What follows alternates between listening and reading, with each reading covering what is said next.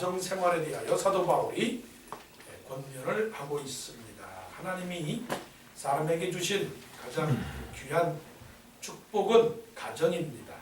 가정이 잘 되어야 사회가 잘 되고, 또 사회가 잘 되어야 나라가 잘 됩니다. 나라가 잘 되어야 또 전 세계가 풍성하고 또 화평하게 됩니다. 그래서 연말부터 수신제가 지구평천하다. 먼저 가정이 참 중요한 것이죠. 가정이 온전히 서지 못하기 때문에 그 유명한 사람들, 또 우리가 알고 있는 정치인들, 그분들이 상당히 그 명예에 흠이 가는 것을 보게 됩니다. 또 우리가 들려오는 소식을 보게 되면 가정이 온전치 못해서 부모와 자식 간에, 또 형제들 간에, 또 부부들 간에 그런 관계들의 깨짐으로 말미암아 생기는 사회적 현상들이 너무나 많이 있다라고 하는 겁니다. 자, 오늘 사도 바울이 고린도 교회를 향해서 하시는 그 1절부터 40절까지의 그 긴 그 하나님의 말씀, 이것은 가정에 관한 일차적인 문제지만 또 사람과 사람 사이의 문제, 그리고 성도가 이 세상을 살아가는 그런 문제, 그리고 하나님의 뜻을 이루는 우리 믿음의 사람들이 이 세계를 어떻게 살아가야 되느냐에 대한 그런 그 접근 방법을 말씀을 해주고 있습니다. 그러면 이 말씀 속에서 우리는 처음으로는 소통이 얼마나 중요한가 것을 깨닫게 됩니다. 특별히 그 1절부터 7절까지 그 말씀은 남편과 아내에 대한 그런 의무, 관계, 그런 생활들에 대해서 그렇게 말씀을 합니다. 여기서 중요한 말씀이 있죠. 5절의 말씀, 서로 분방하지 말라. 다만 기도할 틈을 얻기 위하여 하브이상 얼마 동안은 하되 다시 합하라. 여기서 보면 기도할 틈을 얻기 위하여, 거기 중요한 단어가 있어요. 하브이상이라고 하는 겁니다. 하브이상. 그 하브이상이라고 하는 그 단어가 영어로 뭐냐면 mutual consent라고 하는 겁니다. 상호 승낙에 의해서, content라고 하는 그 말 자체는 같은 그 지붕 아래서라고 하는 그런 말도 되고, 뜻을 합하는 것도 되고, 그리고 처음부터 끝까지 1번부터 10번까지 서로가 확인을 해서 이거 됐습니까? 구구절절히 그런 것이다 하는 것입니다. 하나님께서 좋아하시는 우리 가정의 모습은 예배드리는 가정입니다. 예배드리는 가정. 하나님이 제일 좋아하는 건 예배드리는 그런 모습을 좋아합니다. 그래서 여러분 큰 꿈을 갖지 마시고 온 가족이 더불어서 한데 모여서 주일날 예배드리는 그런 모습을, 그것을 여러분들은 소망을 해야 되고, 또 자녀들에게도 그것을 가르쳐 줘야 됩니다. 공부도 잘하고 돈도 많이 벌고, 그것은 이제 2번, 3번이고, 자녀들에게는 꼭 예수 믿고 주일날 예배를 드려라. 그것을 가르쳐 줘야 됩니다. 그리고 또 가정을 주신 그 이유 중에 하나는 번성함입니다. 근데 요즘 그 한국 사람들은 그 출산율이 1.2라고 합니다. 1.2. 가정을 주신 이유는 자녀를 낳고 번성하는 겁니다. 통계에 의하면 이제 2080년도가 되게 되면 전체 그 대한민국의 인구의 반이 65세 이상이라고 합니다. 반이 65세 이상이에요. 그러니까 그 생산적인 그 활동을 할 수 있는 청장년이라고 그럴까요? 청장년 한 사람이 65세 이상 되는 그런 노년층이라고 그럴까요? 지금 65세 이상을 노년층이라고 말하기에는 조금 거시기한 그런 세상이 되었는데, 아무튼 그냥 산수적으로 65년 된 이상 된 사람들을 젊은 사람들이 부양해야 되는 사회적인 아주 굉장한 어려운 때가 2080년대가 올 것이다.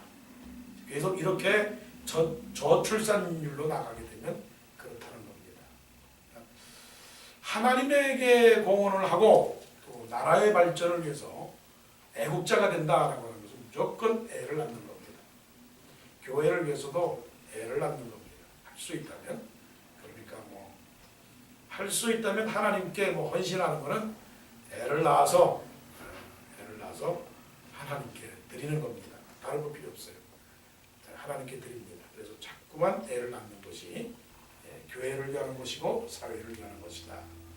예배를 위해서 가정을 주셨고 번성함을 위해서 가정을 주셨고 그 다음에 화목입니다. 화목. 가화만사성이라 하는 말도 있잖아요. 가화만사성. 가정이 화평해야 모든 일이 이루어진다.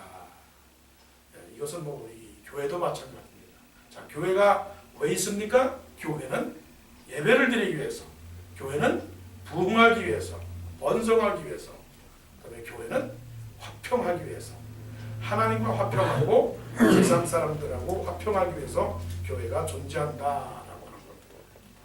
근데 이 세 가지 전부 다 예배를 드리고 번성을 하고 그다음에 화평을 하기 위한 가장 이 세 가지를 다 요약을 한다면 그게 뭐냐? 그게 소통입니다. 커뮤니케이션. 아이를 낳는 것도 커뮤니케이션이에요. 그 다음에 예배를 드리는 것도 커뮤니케이션이에요. 왜냐하면 하나님하고 소통하는 거니까. 그 다음에 모든 거, 화목하는 것도 커뮤니케이션이다. 이 커뮤니케이션이라고 하는 거는 뭐냐? 대화예요, 대화. 그것을 소통이라고 말합니다. 하나님하고 소통하지 않는다고 보세요. 하나님하고. 그럼 우리 마음이 편치 않아요. 그래서 우리는 우리 인생에 가정이 화목하고 교회가 화목을 하기 위해서는 뭐가 필요하느냐? 대화가 필요합니다. 대화.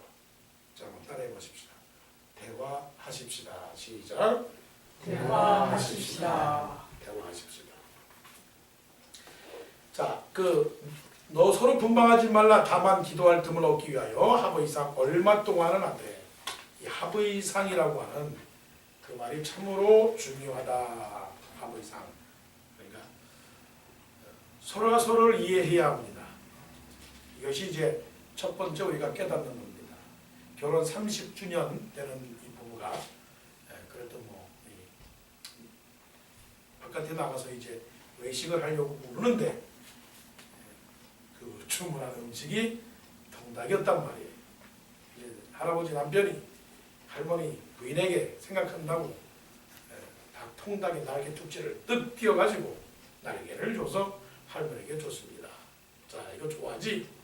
닭이 통닭 날개를 줬어요. 그러니까 이 부인 할머니가 당신은 말이야 계속 지금까지 말이야 나한테 이 날개 쪽지나 준다고 말이야. 이 좋은 날에 이 날개 쪽지 주냐고 말이야. 내가 날개 쪽지 싫어하는 거 모르냐고. 나는 다리고기를 좋아한다. 그거 참 너무 섭섭하다고. 그렇단 말이에요. 그러니까 서로가 싸웠죠. 서로가 싸웠어요. 그러니까 이 남편 할아버지가 말하기를 뭐라고 말했냐면 내가 당신한테 날개 쪽지를 준 것은 내가 제일 좋아하는 게 고기가 날개 쪽지인데 내가 당신한테 날개 쪽지를 주는 거는 내가 먹고 싶은 날개 쪽지를 당신에게 주기 때문에 날개를 주는 거지. 이거 내가 싫어서 주는 게 아니라고. 그러다가 티격태격 싸웠단 말이에요. 티격태격. 그러니까 30년을 살아도 뭐가 좋아하는지 뭐가 싫어하는지 뭐를 기대하는지 뭘 원하는지를 모른다는 거예요. 그러니까 우리는 가정이 잘 되고 우리 서로가 이해하려면 대화가 필요하다. 그러니까 자기가 좋아하는 게 뭔지를 분명히 밝히세요. 분명히 밝혀서 내가 원하는 것이 무엇인가를 말씀해 줘야 된다는 겁니다. 그 다음에 이제 두 번째 말씀은 뭐냐면 하나님하고 교통하는 겁니다. 하나님하고 교통한다라고 하는 것이 무엇이냐? 그것은 뭐냐면 하나님의 뜻을 깨닫는 겁니다. 하나님의 뜻을. 자, 이게 어디서부터 나오는 하나님의 이 말씀, 이게 1절부터 40절이니까 어디서부터 나오느냐? 13절 말씀을 보세요. 말씀을 읽어야 되겠습니다. 어떤 여자에게 믿지 아니하는 남편이 있어 아내와 함께 살기를 좋아하거든 그 남편을 버리지 말라. 예수 믿는 아내가 남편이 예수를 믿지 않는데 그 남편하고 그 남편이 아내를 사랑하거든 헤어지지 말라라고 하는 거예요. 믿지 아니하는 남편이 아내로 말미암아 거룩하게 되고 믿지 아니하는 아내가 남편으로 말미암아 거룩하게 되나니 그렇지 아니하면 너희 자녀도 깨끗하지 못하니라. 그러나 이제 거룩하니라. 자, 이제 16절 읽어볼게요. 아내된 자여 내가 남편을 구원할는지 어찌 알 수 있으며 남편된 자여 내가 네 아내를 구원할는지 어찌 알 수 있으리요. 17절이 이제 핵심입니다. 오직 주께서 각 사람에게 나눠주신 대로 하나님이 각 사람을 부르신 그대로 행하라. 내가 모든 교회에서 이와 같이 명하노라 라고 그렇게 합니다. 그리고 24절에 형제들아 너희는 각각 부르심을 받은 그대로 하나님과 함께 거하라. 그러니까 뭐냐면 우리 사람에게는 완전한 것이 없다는 겁니다. 제일 오류가 범하기 쉬운 거 뭐냐면 고정관념이 제일 우리 삶에 굉장히 어려운 문제입니다. 그러니까 나는 짜장면만 먹지 짬뽕은 안 먹어. 그러니까 누가 짬뽕을 주면 난 싫어. 난 안 싫어. 나는 안 먹어라고 그렇게 말하는 그런 거. 그거는 굉장히 어렵다라고 하는 겁니다. 그러니까 하나님께서 원칙을 정했어요. 원칙. 그 원칙이 뭐냐? 믿는 사람은 믿는 사람하고 결혼해라. 그 원칙이에요. 그것이 하나님의 뜻이란 말이에요. 하나님이 원하시는 원칙이에요. 그러면 원칙은 그런 것인데 그러지 않을 경우를 우리는 있지 않습니까? 그러면 믿는 사람이 믿는 사람과 결혼하지 못하고 어떻게 해서 우여곡절을 겪고 어떤 사연이 있어서 믿는 아내가 믿지 않는 남편하고 결혼을 했어요. 그러면 우리가 그 사실을 보고 이렇게 손가락질을 해야 되겠느냐라고 하는 거예요. 그러지 말라는 겁니다. 그러니까 더 노골적으로 말한다면 이겁니다. 부부는 평생 해로하고 검은 머리가 파뿌리가 되어서 살아가야 되겠지만 그러지 못할 때 우리는 그렇게 하지 못하는 사람들을 향해서 잣대를 탁 재고서 말하기를 왜 잘 살라고 그러는데 왜 잘 살지를 못했느냐라고 말할 수는 없다라고 하는 겁니다. 지금 사도 바울이 그것을 말씀을 하고 있는 겁니다. 그러면 여기서 우리는 어떻게 해야 되느냐? 그러면 하나님께서 오늘 지금 나에게 원하는 그 뜻은 무엇인가? 그 뜻을 파악해라 하는 겁니다. 그러기 위해서는 어떻게 해야 되느냐? 내 뜻이 아니라 하나님의 뜻을 자꾸만 캐야 되는 것이죠. 그래서 하나님하고 교통이 우리에게 필요하다라고 하는 겁니다.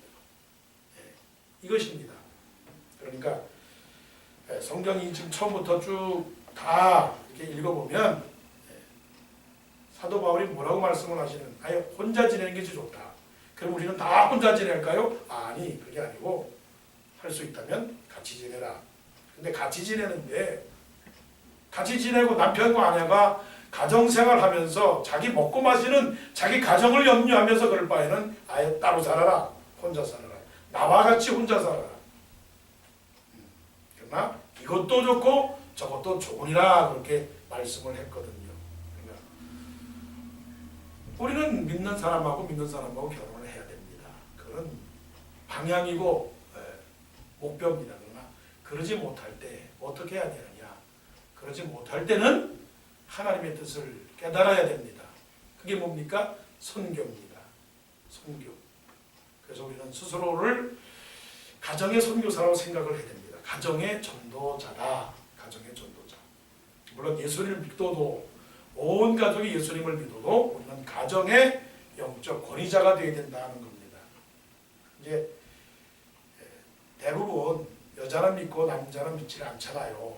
그럴 때 여자는 믿고 남자는 믿지 않을 때 어떻게 그 남자를 예수 믿게 하느냐 여러 가지 전도의 방법이 있어요. 전도의 방법이 있는데 급한 마음으로 강압적으로 명령을 내리지 말라라고 하는 그런 것입니다. 남편에게 전도할 때 남편에게 교회 나갈 거예요? 안 나갈 거예요? 내일 당장 교회 나가요. 그렇게 다구치지 말라는 거예요. 그러면 그 남자가 더 반발한다는 겁니다. 반발을. 뭐 여러 가지가 있는데. 그러니까 남자가 교회 안 나가는 사람이 누구 있는지 모르겠네. 꼭 한 사람은 있긴 있는데 내가 꼭 누구라고 말하는지 그러니까 다고치지 말아요. 다고치지 말아요. 오늘 나갈 거야 안 나갈 거야? 이번 주 나갈 거야 안 나갈 거야? 그렇게 하지 말고 그다음에 또 다른 남편하고 비교하지 말고 그거 봐요. 저 옆집에 있는 저 김집사 남편은 교회 나가더니 아주 돈도 잘 벌잖아요. 교회 나가면은 돈 많이 번다라고 그렇게 하지 말라는 거예요. 지금 우리 여기 앉아 있는 그런 집사님 중에는 그런 사람이 아니겠죠 말이에요. 그리고 좀 아주 극단적인 얘기가 있어요. 당신 교회 안 나가는 거는 마귀가 있어서 그래요. 술 마귀, 담배 마귀가 있어서 그러지 않겠죠. 그러니까 하나님의 뜻이 무엇인가를 기다리며 그렇게 분별해야 됩니다. 날마다 아침에 일어나서 하나님께 질문을 던집니다. 하나님, 오늘 내가 왜 살아야 되나요? 왜 살아야 되나요? 하나님, 내가 무엇을 해야 되나요? 하나님, 내가 어떻게 해야 되나요? 어떻게 해야 되나요? 그런 것들을 생각하면서 전체적으로 사람 생각하고 또 가정 생각하고 직장 생각하고 교회 생각하고 그래서 기도가 필요하고 그래서 묵상이 필요한 것입니다. 화요일 날은 내가 누가 나오니까 화요일 날은 괜찮아요. 수요일 날도 누가 나오니까 괜찮아요. 목요일 날 나올 사람이 없어요. 금요일 날 나올 사람이 있어서 괜찮아요. 그러니까 목요일 날 안 나오는 사람이 꼭 누구라고 내가 말하고 싶진 않지만 목요일 날 자리를 채워주세요. 자리를 채워. 그게 하나님의 뜻을 분별하기 위한 아주 기도의 체인입니다. 체인. 이제 앞으로 우리가 이제 하루 중에 한 끼 금식 체인을 돌릴 겁니다. 왜? 사태가 중요하니까. 사태가 중요하니까. 하나님의 뜻을 가르쳐 주옵소서. 작게는 남편도 구원받게 하여 주옵소서라고 하는 그런 것. 내 가정의 문제도 해결하여 주옵소서. 하나님, 내가 오늘 어떻게 살아야 되는지 가르쳐 주옵소서라고 하는 것도 있지만 지금 하나님께서 우리 교회를 향해서 숙제를 탁 던져주고 마치 낚시꾼이 강에다가 이 낚시를 탁 던져서 이 밑에 있는 고기가 그걸 무는지 안 무는지를 지금 하나님이 보시고 계시는 거예요. 하나님께서 우리의 눈동자를 보시고 우리의 마음을 보시고 있는 거예요. 그 뜻을 잘 깨달으시고 우리가 하나님과 교통하는 시간을 가져야 됩니다. 그다음에 마지막으로 말씀을 보십니다. 마지막 말씀 30절 말씀 30절 기계이기 때문에 중간 아주 큰 것들만 제가 말씀합니다. 우는 자들은 울지 않는 자같이 하며 기쁜 자들은 기쁘지 않은 자같이 하며 매매하는 자들은 없는 자같이 하며 세상 물건을 쓰는 자들은 다 쓰지 못하는 자같이 하라. 이 세상의 위험은 지나갑니다. 이렇게 살면 얼마나 감사하겠습니까? 32절이 핵심입니다. 너희가 염려 없기를 원하노라. 장가가지 않은 자는 주의 일을 염려하여 어찌하여야 주를 기쁘시게 할까 하되 장가간 자는 세상 일을 염려하여 어찌하여 아내를 기쁘게 할까 하여 거기까지. 32절 하반절에 시집간 자는 세상 일을 염려하여 어찌하여야 남편을 기쁘게 할까 하느니라 라고 그랬습니다. 그러니까 세 번째 우리가 생각할 수 있는 건 뭐냐면 어떤 상황 속에서도 마음에 유통이 돼야 돼. 유통은 뭐냐면 관통이 돼야 된다는 겁니다. 우리 마음에 뭐가 와도 술술 흘러가야 돼요. 술술. 남편도 짐이 안 되고, 아내도 짐이 안 되고, 아내도 짐이 안 되고, 사업도 짐이 안 되고, 아들, 딸 짐도 안 되고, 어떠한 것도 우리에게 염려가 되면 안 된다. 어떤 것도 우리에게 무거운 짐이 되어가지고서는 고민과 걱정과 괴로움과 염려와 부담스러운 것과 외로운 것과, 그래서 그것이 짜증이 되고, 그것이 때로는 분노가 되고, 그것이 때로는 신앙의 불평이 되고 불만이 되고, 그래서 그러면 안 된다는 겁니다. 아내를 갖고 있는, 아내와 같이 사느냐, 아내 때문에 염려하지 말고, 남편하고 사느냐, 남편 때문에 염려하지 말고, 혼자 사느냐, 그것도 염려하지 마라. 이 말씀의 핵심이 그겁니다. 그거는 이렇게 먹다가 이제 얹히면 뭐라고 말해요? 통기해줘야 된다는 거잖아요. 쑥 내려가야 돼. 쑥. 따라하십시오. 쑥 내려가자. 시작. 쑥 내려가자. 이게 어떻게 되느냐? 다 하나님께 맡겨야 되는 겁니다. 하나님께 맡겨야 되는 거예요. 어떻게 보면 자식도 하나님께 맡기는 겁니다. 가끔씩 내가 힘든 자식들은 아니지만 그래도 다 자식도 내 자식은 아닌 것 같아요. 엄밀하게 보니까 내가 죽으면 그 자식이 내 자식이에요, 남의 자식이지. 어쩔 수 없어요. 자식들도 내가 할 수 있는 만큼만 하면 되는 거지, 자식들이 내 자식이 되지는 않을 것 같아요. 남이에요, 남. 하나님이 주어진 하나의 이 의무를 감당하라고 하는 거지. 그러니까 우리는 하나님께 다 맡기고 내려놓고 살아가야 되는 것입니다. 이것이 짐이 되면 안 됩니다. 어떤 것도 짐이 되면 안 됩니다. 자, 여러분, 짐이 되면 안 됩니다. 수고하고 무거운 짐진 자들아 다 내게로 와. 내가 너희를 어떻게 해요? 쉬게 하리라. 이제 영적인 면에서 내려놓는 이 시간만큼이라도 지금 여러분의 그 정신세계 속에서 내려놓을 것을 하나하나씩 내려놓으십시오. 그러면 염려가 없습니다. 왜 염려가 없냐? 이 세상의 모든 형적이 다 지나가기 때문에 그렇습니다. 우리의 인생이 그냥 다 접고 끝나는 거예요. 접고. 끝나고 없어지는 그런 인생이란 말이에요. 그러니까 우리의 걱정과 우리의 모든 것은 한순간에 거품에 지나지 않아요. 하나님께서 모든 것을 해결해 주시고 도와주시는 것을 믿고 나아가야 되는 것입니다. 물론 그렇다고 해서 우리가 목표를 갖지 않는다는 건 아닙니다. 목표는 분명히 갖는 겁니다. 그렇다고 해서 안절부절할 필요는 없어요. 애탈 필요는 없어요. 물론 간절한 마음은 있고 부르짖는 그런 마음은 있지만, 이거 안 되면 어떡하나, 이건 꼭 돼야 되는데, 이거 안 되면 정말 이건 큰 실패인데, 간증을 드리면 죄송하지만 40대는 그랬어요. 저도 이거를 해야 되는 그랬는데 70대 되신 분들은 아직 멀었어요. 더 겪어보세요. 아직 태권도로 말하면 초단입니다.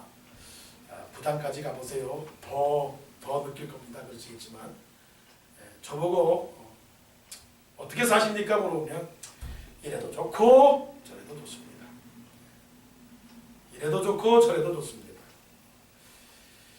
우리 교회를 향한 하나님의 그 도전에 대하여 저는 그렇습니다. 하나님께 맡기고 있습니다. 그런데 제 마음은 그래요. 될 줄로 믿습니다 합니다.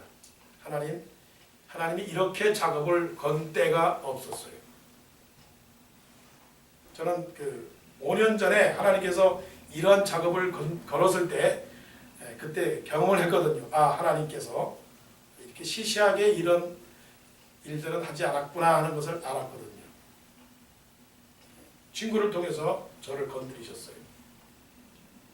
그래서 하나님께서 그 교회 방향과 저의 삶의 방향을 인도하셨단 말이에요. 그러더니 하나의 사건을 일으켜줬어요. 이번에도 그래요. 이번에도 되어가는 모든 과정이 지금 눈치가 빠르니까 하나님이 여러 순간 부분적으로 퍼즐적으로 풀어 헤쳐보니까 하나님이 지금 다 여러모로 다 퍼즐이 흩어졌지만 그러나 마지막에는 완성된 그림을 만들기 위해서 지금 작업을 하시고 있는 거예요. 저는 그것을 믿습니다. 그러니까 전 여러분들에게 말씀을 드리자면 저를 따라오시면 됩니다. 네. 저를 믿고 따라오세요. 물론 저도 하나님을 믿고 따라가지만 그냥 믿고 따라오시면 좋은 일이 있을 겁니다. 자, 따라하세요. 좋은 일이 있을 겁니다. 시작. 좋은 일이 있을 겁니다. 네, 저는 믿습니다. 그러나 믿음이라고 하는 거는요, 우리는 믿음이 온전치 않아요. 믿습니다. 물론 그럼에도 불구하고 우리는 1%의 하나님의 그 역사하심에 대하여 겸손히 귀를 기울이는 태도는 필요해요. 그게 겸손이죠. 믿음이 아닙니다라고 하는 게 아니라 겸손한 태도로 주여 인도하소서. 우리는 믿습니다. 그러나 하나님 인도하소서라고 하는 이 가벼운 마음을 우리가 내려놔야 돼요. 그것이 자랑도 아니고 그것이 교만이 아니기 때문에 그렇습니다. 오늘 가정을 통해서 역사하시는 그 하나님의 뜻을 우리가 분별했습니다. 자, 어떻게 한다고요? 소통입니다. 대화를 해야 됩니다. 그리고 또한 하나님과 교통을 해서 우리의 사명이 무엇인지를 깨달아야 됩니다. 그리고 우리의 관통, 어떤 염려도 하나님께 맡겨버리고 해피 페이스, 스마일, 평안하십시오. 하나님이 다 해결하십니다. 하나님이. 그렇기 때문에 염려하지 마시고 이것은 무엇인 구하니? 여러분, 제가 목사이기 때문에 여러분들에게 양에게 가르쳐 드립니다. 크고 작고 높고 낮고 배부르고 배고픔 이런 것에 관해서 흔들리거리지 마십시오. 하나님께서는 우리를 다 지켜주십니다. 자, 여러분에게 묻습니다. 평안하십니까? 그러면 할렐루야 크게 외쳐주시기 바랍니다. 평안하십니까? 할렐루야. 기도